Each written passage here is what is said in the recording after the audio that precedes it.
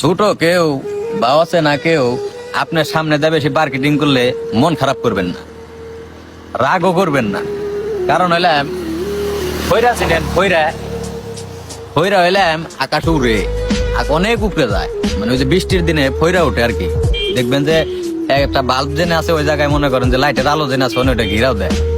ফইরা হইলাম মনে করেন আকাশ উড়ে, উড়তে উড়তে এক সময় পাক একলাই ছিঁড়া পড়া যায়, কিন্তু নিজেও জানে না যে কোন সময় পাক ছিঁড়া পড়া যাবে। যখন পড়া যাইবার চাই তখন হলাম জিনিসটা বুঝে। ঘটনা হয়েছে ভাই, অনেক কিছু ফেস করছি জীবনে।